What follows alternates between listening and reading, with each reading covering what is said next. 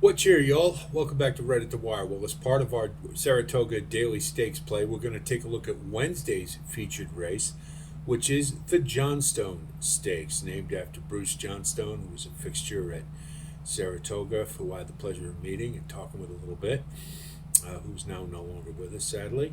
It's ungraded at 135,000, eighth race on the card.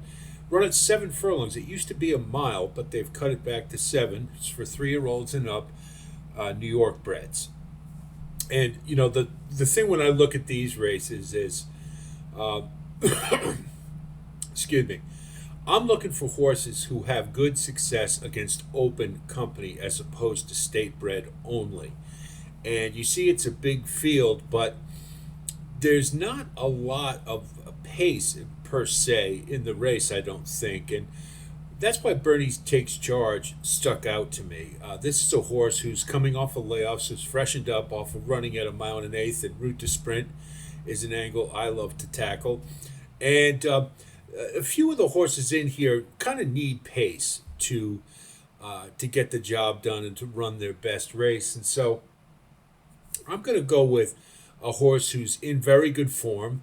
Is coming off a career high figure and at 4 years old, and looks to be ascending. So, with a race that where most of the power lies in horses coming from off the pace, I think it's a good bet at 7 furlongs with the cutback that Bernie Takes Charge could take him all the way, and I think it's a really nice price at 10 to 1. So uh, we'll go for that. Majestic Return, I don't think can offer a whole lot in the way of challenge, and neither Cara's Time either. Landed for Wesley Ward is kind of interesting. Now, I'll freely admit I'm not the biggest Wesley Ward fan.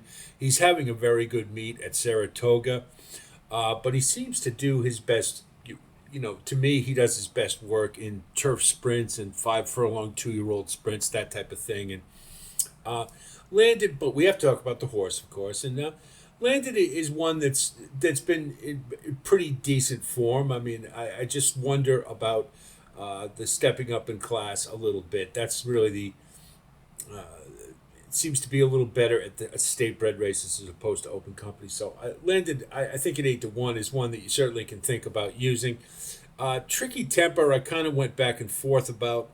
Was pretty good last year, but this year not so great. And it they uh, looks to be like they've got some good intention here, but the last couple races don't do it for me, and so I'm gonna let go.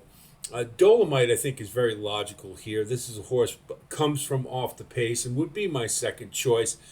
Is in very good form, and again, I just wonder if there's going to be enough pace for Dolomite to get the job done. But certainly can do it, and I wouldn't blame you at all if you put him on top. But he would be my strong second choice at 5 to 1. My main squeeze certainly has the back class, but I just wonder if this horse is really, fillies sometimes they just sort of decide they don't want to run anymore, and this one was pretty good last year, but this year not so great. And Mike Maker is certainly a horse who can, trainer rather, who can retool a horse. But at 3 to 1, I just don't want any part of it. It looks like they're dropping this horse down in class to maybe get a win, try to get a win. But I just don't see the form there, and I think there's others who offer more value and are stronger candidates. Cupid's Heart is another one that I think is very logical, but again, one that sort of needs the pace. And I would definitely use more so for underneath in the exotics. It seems to be more of a fringe, player who picks up minor rewards. But Cupid's Heart is in good form, and at 8 to 1, again, a good price. And this is a pretty good betting race, I think, for sure. Sterling Silver for Bill Mott is another one that Bill Mott's barn is starting to wake up for sure, and you got Junior Alvarado aboard, and we know what they could do. Just witness what Sovereignty did yesterday in the Jim Dandy. But Sterling Silver is not Sovereignty. Bill Mott is certainly my favorite trainer, and he's an excellent trainer. But he does have horses who, sometimes they just aren't equal to the task, and this one seems to be a fringe player. And at 5 to 2, I can't do it. I don't see enough there to wet my whistle. So certainly a candidate for underneath, but again, one coming from off the pace may not be a good scenario. And for that reason, I would use under and under only. So we look at our wagering strategy. We'll go with the value. Bernie takes charge, 10-1. I think it's going to has a good chance to take them all the way, and we'll go for that.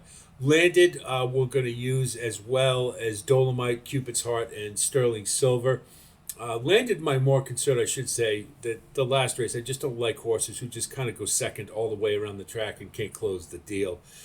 So that's kind of where I'm a little reserved about Landed. So Birdie takes charge with a strong win bet. Then we'll go exact as 9-5 and 5-9 because I do believe Dolomite is the strong second choice.